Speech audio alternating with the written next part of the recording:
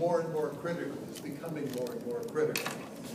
And there are times when you can turn to the person next to you and say, Sally or Tom, how do I do this? Or Sally or Tom, where can I get that information? And they're going to be able to tell you. There are going to be other times when you're going to turn to the internet. There are going to be other times when you're going to need to go beyond the internet and find information. So, a couple of hints, suggestions. While you're here at St. John's, make sure you get a library card to the New York Public Library, the Queens Public Library, and the Brooklyn Public Library.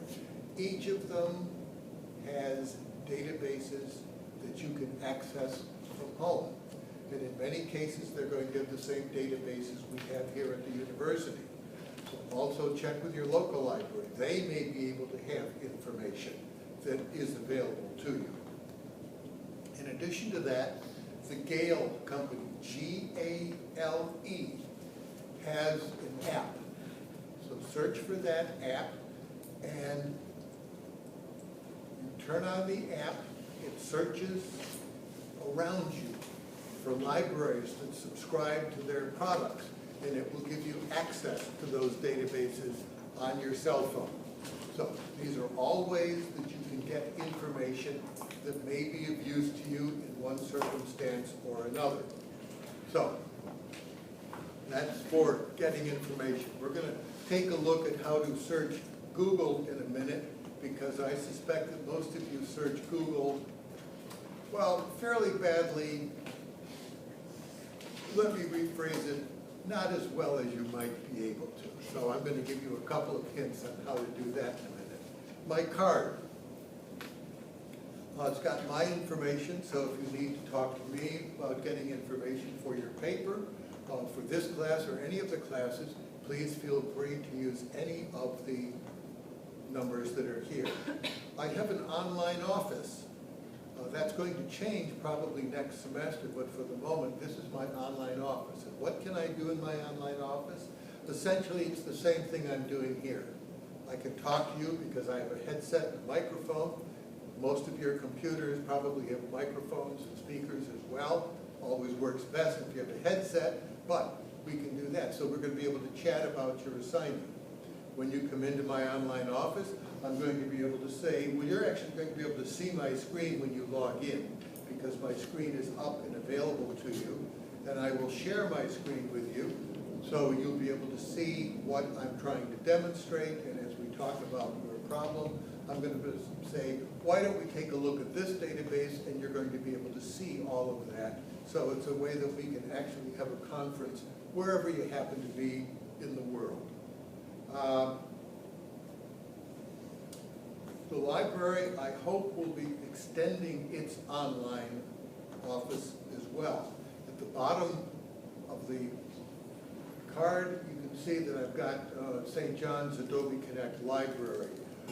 I'm online most mornings from 9 to 11, offering online research service. You're probably in a classroom at that time, so it's not going to be terribly useful. But also from midnight from 10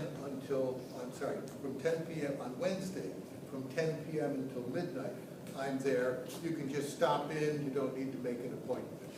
I probably won't be extending those evening hours because that's time out of my day that I'm not going to give up.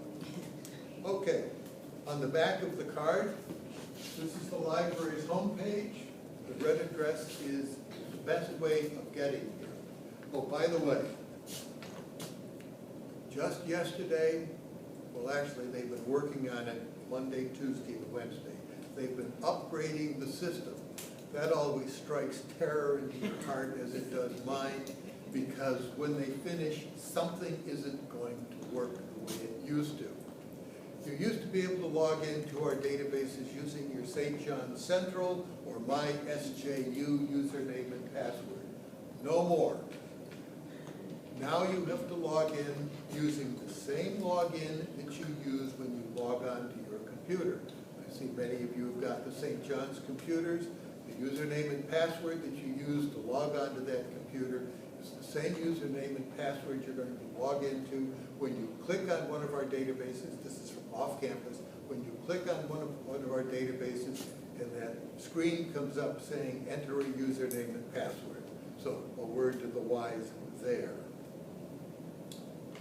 We have an Ask Us service. You can send us an email and we will respond to your query that way. How many of you have a RefWorks account? 1, 2, 3, okay. You're going to be doing research. We're going to be taking a look at some of our databases, trying to find information on a topic that one of you will supply to me. We will come up with articles relating to that topic. You're going to need to keep track of the author, the title, the journal, the volume, the number, the year, and other stuff that you're going to need for your bibliography and your citations in your paper. When we find that information in one of our online databases, we will be able to electronically transfer the information you need for your citations and your bibliography. We'll be able to transfer that information into RefWorks. When you have gathered all of your research, and if you have put it into RefWorks, when you're writing your paper and you need to cite something, you will ask RefWorks to show you the work that you have found. You'll be able to click on it. It'll put a marker into Word. Click on it, put another marker into Word, wherever you need a citation.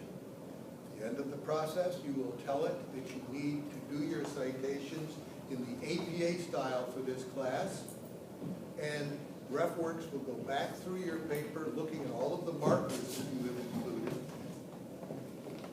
changing them to the correct citation style, and then it will write your bibliography at the end of the paper. I will give you a brief demonstration of that, but the address for RefWorks is on the back of this card. It's on the back of the card. That's the only way you can get to RefWorks. If you go to refworks.com, it's not going to recognize you. Okay. Any questions so far? If you have questions as we go through the evening, please raise your hand and let's deal with them. First, actually, I think the first thing I'm going to do is go to Google.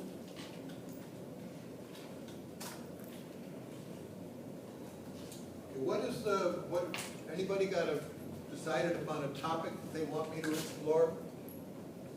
You can use one of the ones that we pulled out last night. Anybody want to? I've got some canned searches I can run, but it's I think it's more interesting if I get stuff from you. Let's not be shy. Yeah. I'll go with mine. Culturally relevant classrooms. Culturally relevant classrooms. Okay.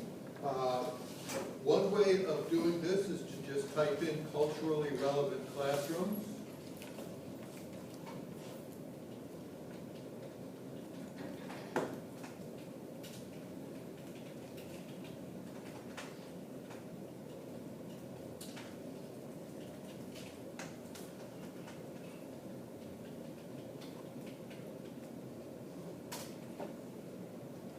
Well, we end up with 42,000, even with my misspelling. 40. Culturally relevant. I got culturally spelled correctly too. C-O-L-T. Okay, we end up with 4,270. I guess Google made the, I'm sorry, 4,270,000. And here are some scholarly articles for culturally relevant classrooms. Okay, first of all, 4 million results. Google is only going to show you about 900 of them. So even if you were crazy enough to want to look at all 4 million sites, there's no way you can. You're not even going to want to look at 900 sites. So I want to change this because, first of all, Google isn't searching for what you want it to search, even though they're giving you all of these rights. Sites, they try to bring what they think are the best sites to the top, but what Google is searching are the words culturally, classrooms, relevant. What I might want to do is to just go up and search for culturally relevant classrooms as a phrase rather than words. Now I'm searching for one thing. rather than 3 words, I'm searching for one phrase, and when I do that, I come up with 31,000. 31,000 sites which have the phrase culturally relevant classrooms somewhere on their page. I don't want to look for 31,000 items. So what I would like to do is I would like to find those pages where the designer of the page tells me that this page is going to be about culturally relevant classrooms, rather than simply finding the phrase somewhere on the page. Very top of that page, the light blue bar up there. That's the title bar up there. And I want to limit my search in title, colon, no space, culturally relevant classrooms. Good web designers can specify the words and phrases that appear in that thing called the title bar, in title. And I'm limiting my search to that. So now we have 31,000 before. Now I come down. Well, we've got 6 results where the author of the page said this page is about culturally relevant classrooms. That's not a whole lot, but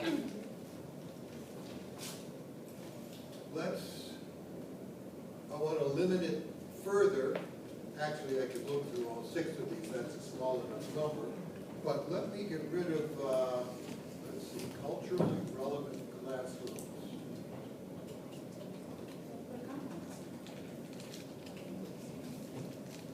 Site colon EDU. I want to limit my search now to educational sites. Educational institutions that perhaps have an institute dealing with this, or where a faculty member perhaps has a page dealing with this concept. Let's see. Well, I've got 8 sites. And there's EDU, there's EDU. So these are all from educational institutions. Now this is a small enough number that site EDU and the next thing I'm going to show you may not be all that relevant. But one of the things I find is that frequently when somebody has finished a report and they say this report or this whatever is about culturally relevant classrooms, they turn it into a PDF document. It's one way of filtering to get articles that may be better than non-PDF documents. You'll have to decide that for yourself, but I'm going to do file type colon PDF, and I'm down to 4 results that have been described as being about culturally relevant classrooms. They are from educational institutions, and they have been finally formatted into a PDF document. If you don't find enough when you do this, get rid of the file type PDF and look for the larger number. There is no straight line between what you want and what you're going to find on the internet. When I sit with educational students, I frequently find that I'm going through 15 or 20 different searches, finding different terms, structuring them a little bit differently each time to try to get down to the best article that I'm going to be able to find. Culturally relevant classrooms. The other thing that I try to do is say, okay, what other terms might we use? Culturally relevant classrooms, there's some other combination of terms that can be used here. What might somebody else use to describe this same kind of thing? Anything come into mind? Culturally relevant teaching or pedagogy. Okay, there we go. Entitled Culturally Relevant let's introduce that other concept. And I'm going to put an open paren here, and I'm going to go down here to or.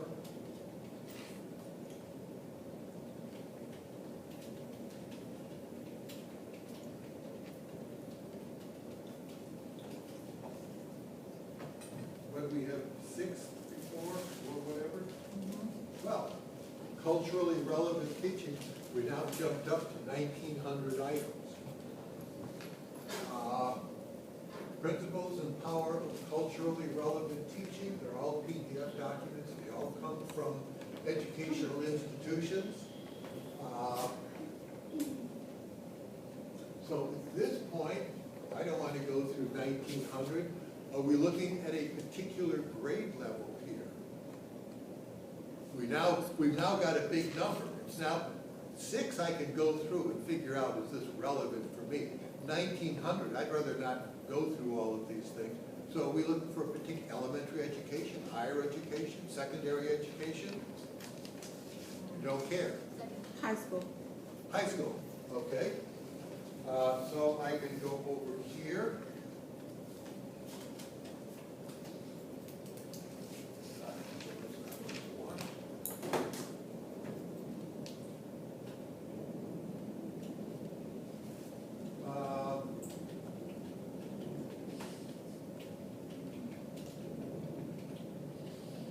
Oops, sorry, that's not what I want.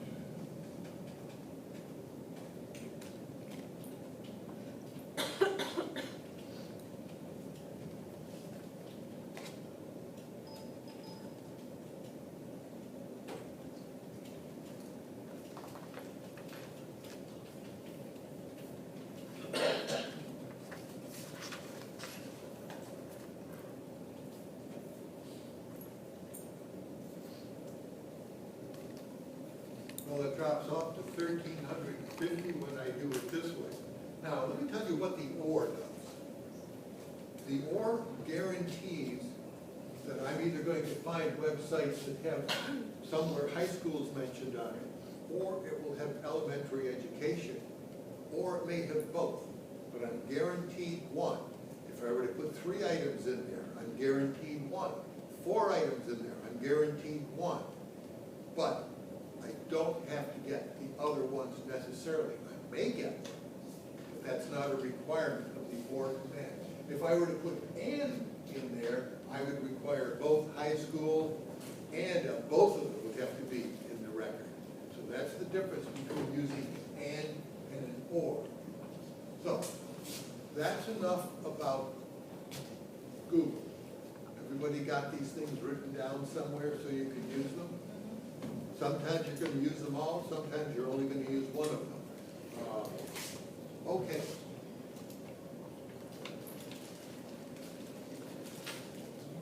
Dr. Livermore, do you recommend going from the main Google search engine, or do you recommend going in through Scholar? Does it matter? I don't use Scholar a whole lot. Some of my colleagues do, and they swear about it. So you're going to have to make up your mind as to what you want to do. What I find when I use Google Scholar is that they are frequently searching the databases that we have, the paid databases, JSTOR, ProQuest, Science Direct are 3 of the databases I frequently see when I search Google Scholar. I always get better results if I go directly to JSTOR, if I go directly to Science Direct, and use the tool the tools that those databases offer. You will get better search results. Okay. Google Scholar would be a great place to go when you see, gee, JSTOR shows up a lot. Use it as a filtering device. Then come onto our data, to the library site and search JSTOR itself. So that's my answer for Google Scholar. Thank you. If you're going to use Google Scholar, however, what is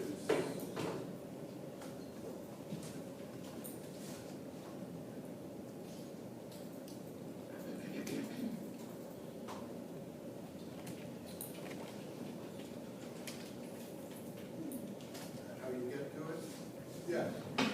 Up here in settings,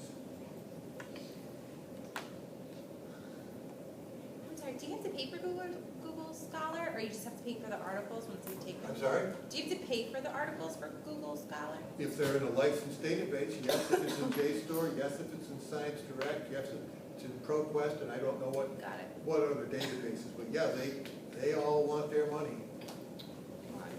But like Dr. Livermore had said, if there's an article that you come across that Right. is valuable and essential to what you're doing, you can put a request in to the library and they can see if they can get a copy of it for you without you having to. The library databases will have access. Yeah.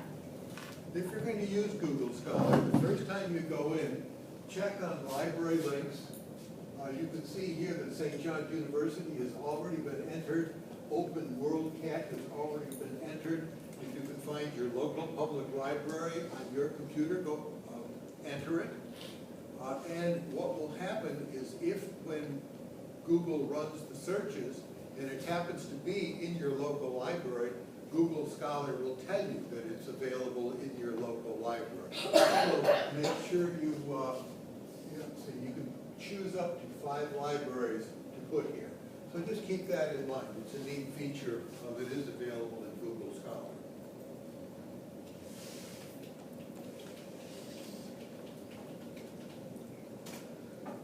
Okay, here we are back at the library databases of the library homepage, I should see. That's the red address again, it's on your card. I'm going to go here, well, I'm going to go to databases by subject.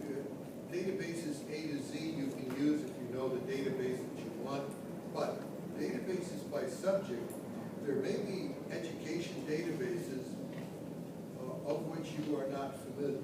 So I'm going to go here to education, and you notice here, education main guide. I'm going to go there. Take a look, there may be other things here that are of use to you.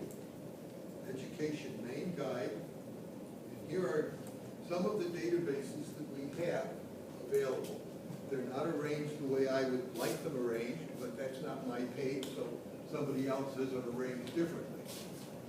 The thing I would put up at the top is ERIC. That would be the #1 education database to search. The second one I would search is ProQuest Education. The third one would be JSTOR. The rest of them are toss-ups. I guess maybe Academic Search Premier would be next, although it's going to search ERIC as well. So ERIC, ProQuest Education, JSTOR. Down here at the bottom, I'd leave these here. Psych articles and Psych info. They both come from the same database, Psych info database.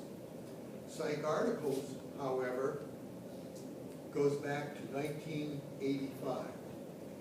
All of the articles that you will find in Psych articles are available full text. Everything in that database is full text. Psych info also goes back to the 80s, but in this case it happens to go back to the 1880s. So it's great for historical information. Not everything in Psych info is available full text. If we have it available full text, it will so indicate, but not everything will be available full text, unlike Psych articles, where everything is full text. Now, there are a lot of areas that overlap education and psychology. Culturally relevant classrooms.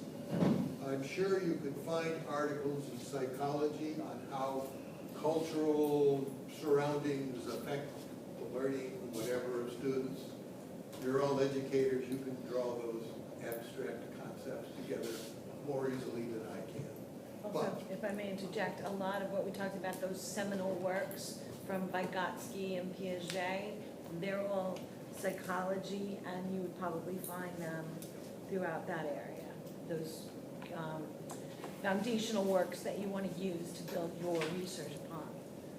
You know, the head of the British Museum back in the 20s did some kind of a study, and he discovered that 80% of the information you want in a field is probably going to come from 10 or 20 journals. But the remaining 10 to 20% of information is going to come from the other 90% of the journals that are out there, which means it's going to be more widely scattered. But I have a colleague who teaches business here at the university, and he loves searching the humanities databases for articles on business because it gives him a different perspective on the same kinds of things that he's looking for in the social sciences journals, in the business journals. So don't overlook an article that might appear in a business journal that would apply to education, or in a psychology journal, or in an entertainment journal. They sometimes give you different perspectives, and different perspectives are going to make your papers that much richer, and your education that much richer. So keep those in mind. Okay, so given that I think Eric EBSCO is the first database that ought to be here, I'm going to click on Eric. And this is the Eric database. It's got 3 search boxes, and select the field options there. Yes? I missed something on how you got to the site before Sure. that. Back up a little bit.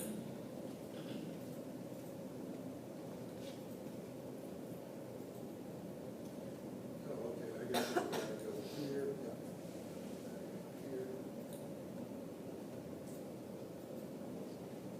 Okay, this is the library's homepage. Right.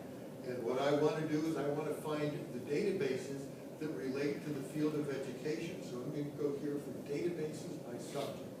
I clicked on that. And then here are the various subjects that we have used to divide our databases up. Okay. There's education. I click on education.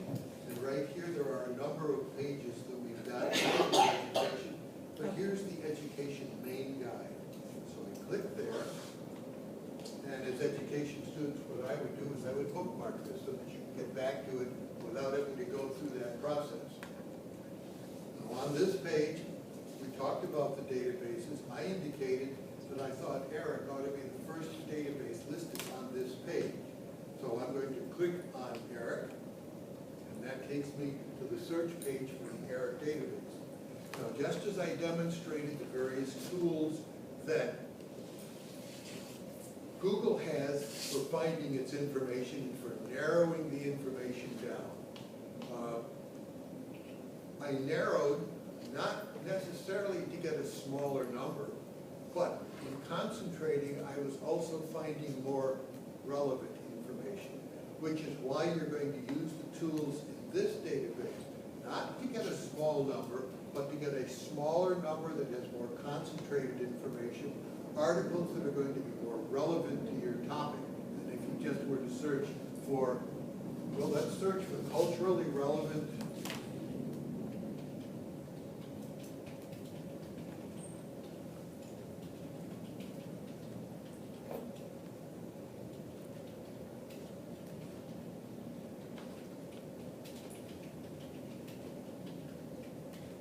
search for both of those. I'm just going to search for those without using any of the other tools. I end up with 203. I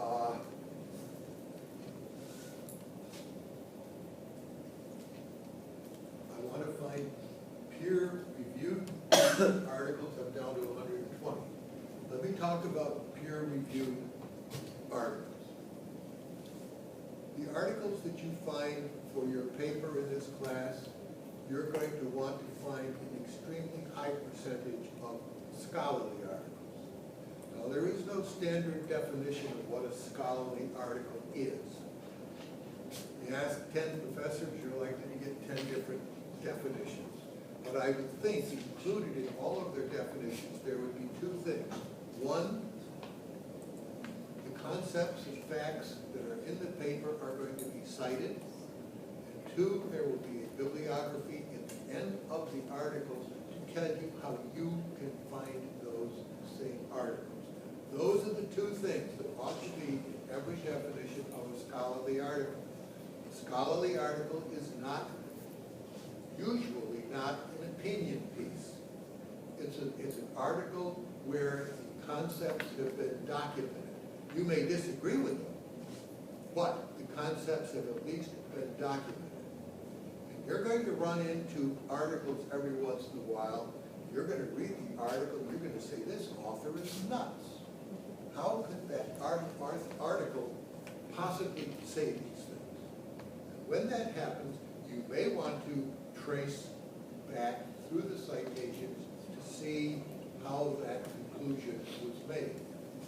You may find that the citations were wrong, that the information cited was cited incorrectly.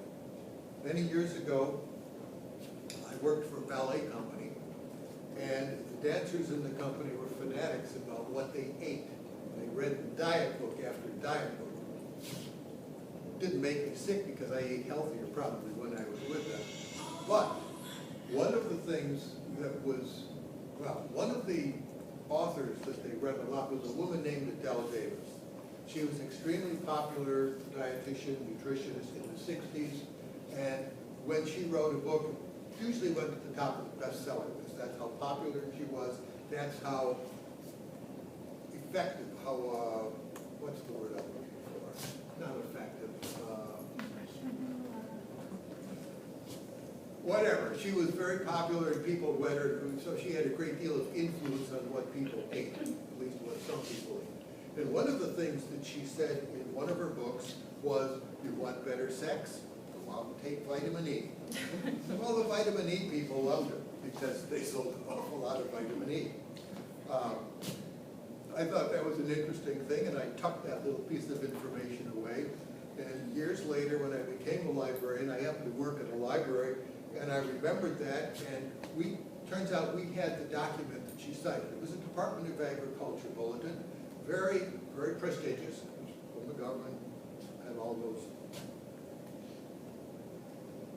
caveats and whatever. What Department of Agriculture bulletin said was, there may be a relationship between vitamin E and the sexual organs. More research is necessary. To me, those two statements didn't translate into want a better sex life, take vitamin E. That's why you want citations. That's why you want your scholarly articles where you can go back and research the information that you're finding. Because you're going to find in the field of education, perhaps not something quite as spectacular as the vitamin E example, but you're going to find papers, quotations that you would interpret differently. That's why you want the scholarly articles. Now, there are two kinds of scholarly articles. I write an article, I send it to this editor over here. The editor looks at the article and says, it's an appropriate article for our journal, we're going to publish it, I like it, I read it, and I like it. I send it to this editor looks at it and says, another appropriate article for our journal, takes my name off the paper, sends it out to a panel of 1, 2, 3 experts, depending on the journal. Those experts, those authorities in the field, read my paper and send me, actually they return critiques to the editor. In much the same way that your professor is going to critique your paper, offer suggestions on how this area can be improved, how that area can be improved, etc. The editor takes their name off, and so I get these back. Double blind. They don't know the paper that they're reading.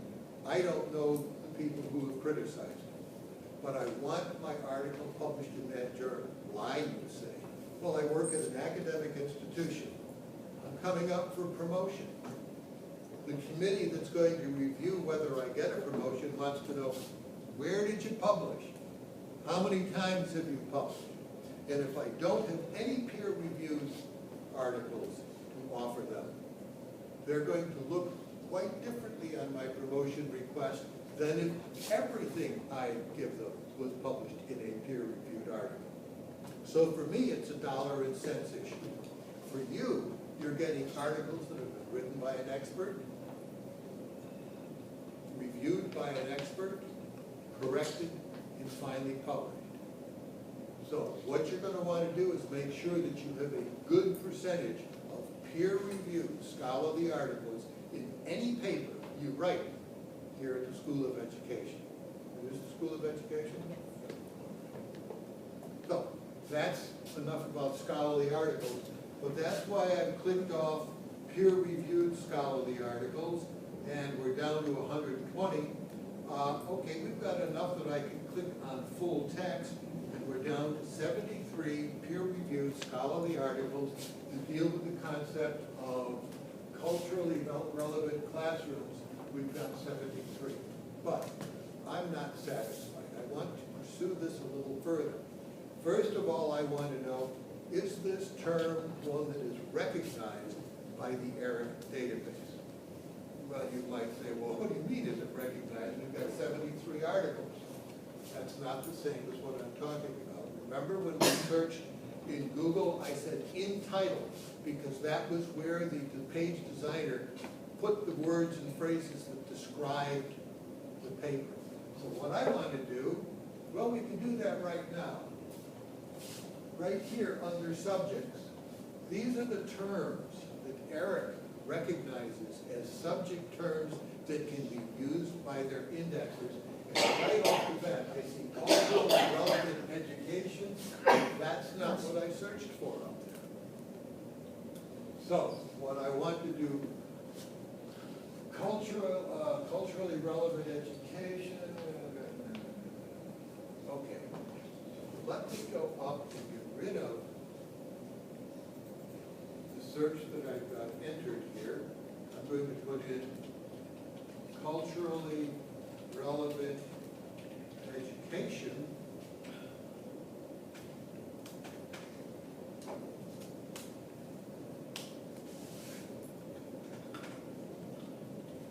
And since I know those, I found that term in the subject field, I'm going to come down here and limit my search to articles that have been described about that term. Click, and I'm going to click on search.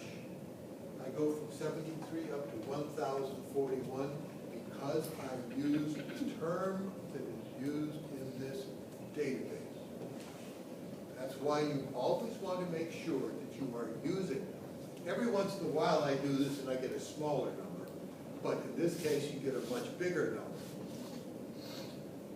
I don't want to look through all of those. We've already narrowed it to peer-reviewed and to full text. But there's another kind of article that you have a question? I'm sorry, just the step before this, how did you narrow? I'm sorry? How did you narrow it down to 1,041? Well, actually, I expanded it. So, but how did I get that? Notice here, I looked in subject. These are the terms that are used to describe this article, and I found. Where did it go? It was in the other, it was in the one before you got the. Well, it ought to be in here too, because I limited.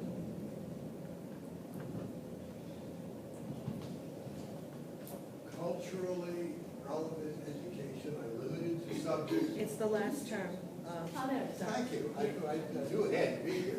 Culturally relevant education, that's where I found it. This is where I looked to see what term. The term that you gave me at the beginning was a perfectly valid term. Culturally relevant classrooms, all valid terms. But the database can only use certain terms. So it can't use every way of describing the concept. And it's decided to use culturally relevant education, which is why that's what I was searching for here. At the same time, I'm looking for my term culturally relevant something or other. I also want to look for other terms. 1,000 articles is more than I want. And what I would like to do is find articles that are about culturally relevant education. But how do I want to narrow that down? What I've got here is teacher attitudes, student attitudes in for culturally relevant education. Maybe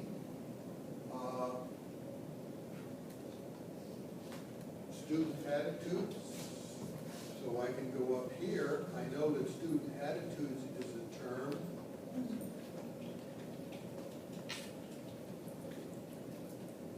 And again, I know that's a so I want all of my articles to be about both culturally relevant and student attitudes. I can click on search.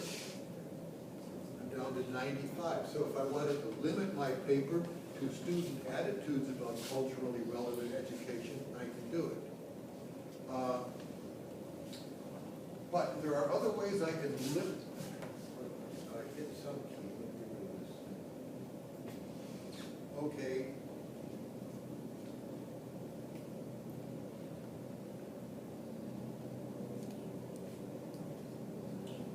Show more options. We click here. Here's the full set of things that can be used to narrow your search. Publication type. One of the publication types in here is classroom guidelines. So if you're looking for lesson plans, search for classroom reports, or it's down, let's see if I can find it.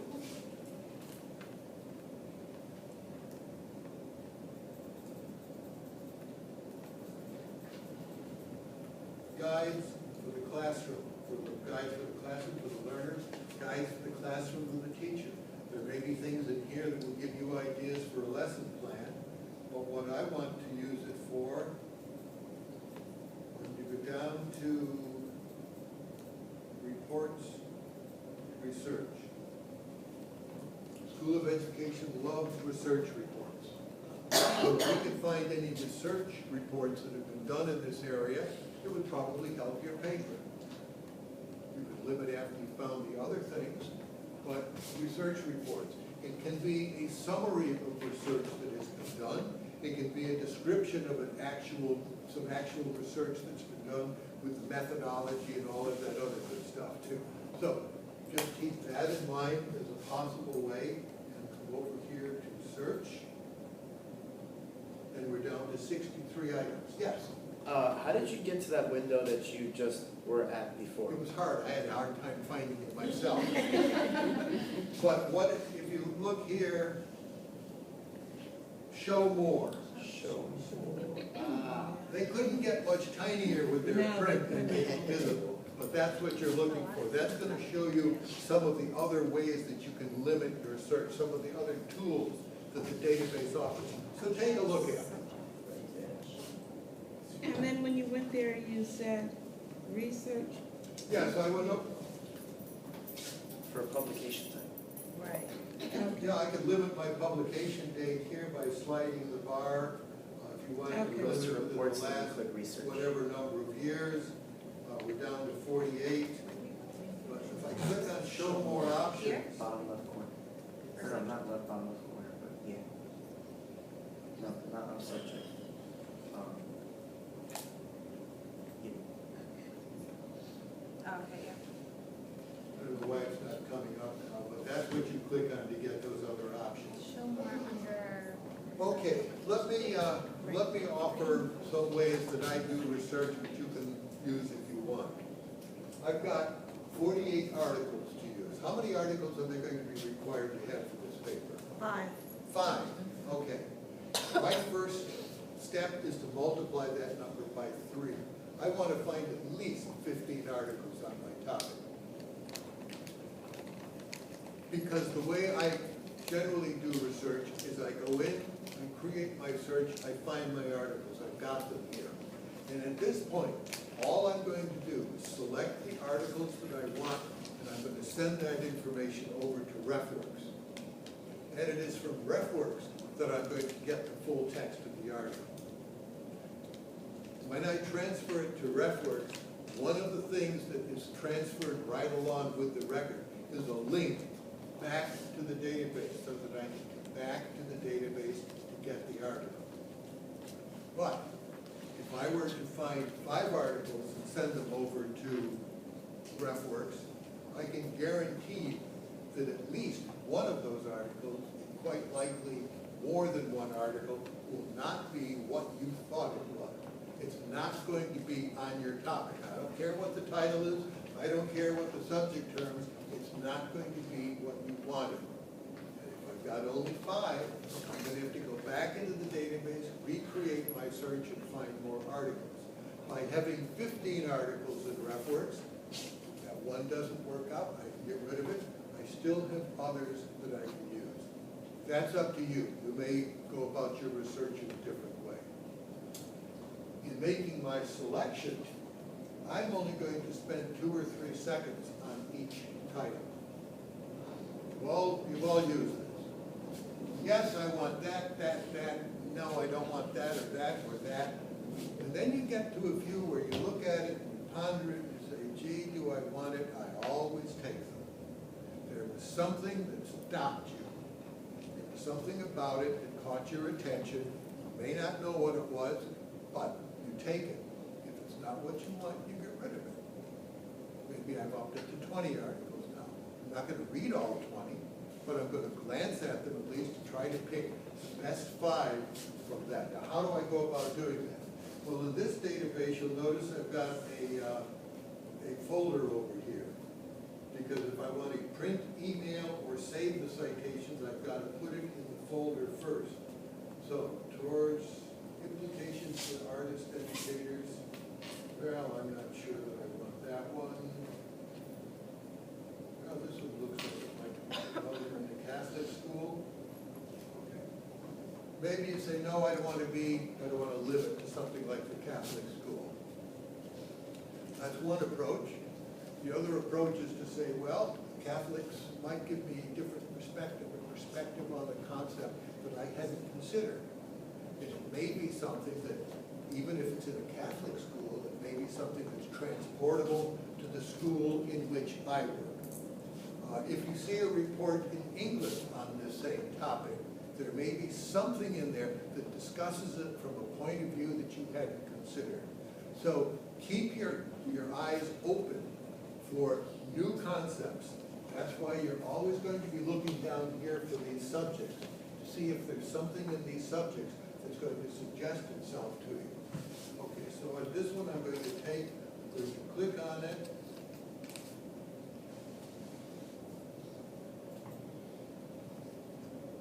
I thought I was supposed to do something.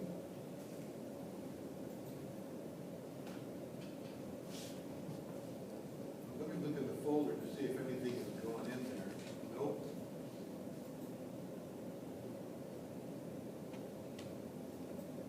Okay. It turns yellow when you've accepted it. So I would go down through these things, clicking on the ones I want. If you wanted a little bit more information, you can hold it over this, and it's going to give you a little bit of the abstract down here. The abstract is a brief description of the article, so it may help you decide what you want. Let me just check a few more here. You can go on to the next page and it will remember the things that you have checked. So now I'm ready. I've clicked off the items I want. I want to send them over to RefWorks. So now I've got to go to the folder view. This folder view, this folder view. They're the same thing. It doesn't make any difference which one you click on. I'm going to click here. And I'm going to take all of the articles that I put in the folder, and I'm going to export them. Now, our databases have a variety of ways to do this. So, and the first thing I look for is RefWorks. Somewhere there, I can click on it, it'll send it to RefWorks. The next thing I look for is something that says export, which is what's there. If I don't find either of those things, I look for citation. One of those things usually takes me to a screen that offers me a link to RefWorks. So I'm going to click here on export. Direct export to RefWorks is already checked, but I always double check to make sure that it is. I will generally remove these items from the folder after I send them. I do that because if I decide to go back into RefWorks to look for a different concept, those things are still in the folder. And if I add things to the folder, I'm going to get those things sent along again, and I'm going to have to take them out. So I just put them in the folder after saving. So click on Save. It should take you to the RefWorks login screen, and You'll need to sign up for a new account if you do not have an account. And log in with my username and password.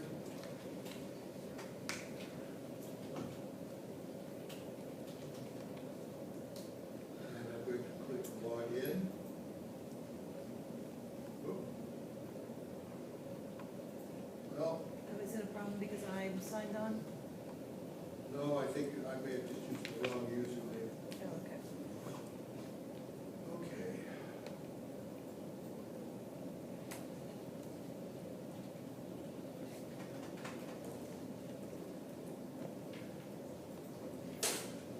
And your ref work accounts they're free.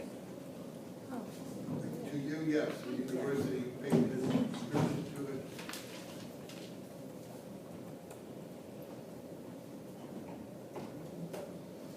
Okay. I just typed something in wrong. Okay. Here, I've typed in my username and password. I've imported 5 references. The only thing I've ever checked on this page is down here, view the last imported folder. That's where those items are going to be. Here are the 5 items that I checked off when I was in ERIC, and I have sent them here. First thing I want to do is I want to create a new folder. I want to create a new folder for each and every project on which I'm working. So I'm going to go up here and click on new folder. So I'm going to put a 0 in front of it just so it stays at the top of the page and it's going to be easier for me to find it.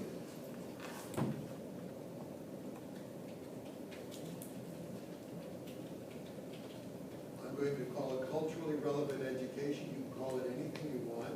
I'm going to click on create. All I've done is create the folder. I now need to select all in the list, right here, and go over here to the folder, and come down, there's culturally relevant education. You'll notice it's got a 0 in it, so I'm going to put these items here. Notice that the number is 5. Okay. Can you just go back, where was it? I didn't see the folder? Where you got the drop-down list where you showed me the 5, went from 0 to 5? Oh, yes, right here. Okay. It's just this little folder here, and there's got a plus on it indicating that that's what you're going to do. Okay, I'm going to go down here. Here's my culturally relevant education. There it is. This is the one-line view. I'm going to look at the full view. And this is the information that has been sent over from Eric. One of the things is here's the abstract. This abstract is going to help you further sift through this information and help you select the best articles for your paper. Once you have decided that yes, I would like to go to the paper, here is a link back to the full text of the article.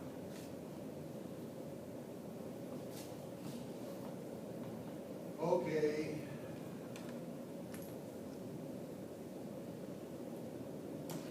You may have to use the Jerome link. The Jerome link is on the back of this card. It's jerome.stjohns.edu, /81. You may have to type it immediately into the front of this HTTP. You leave that one, copy the Jerome link right here, you need no space. If you're on campus, you don't need to worry about it. But if you're off campus, you need that Jerome link to allow you to get into the database. Okay.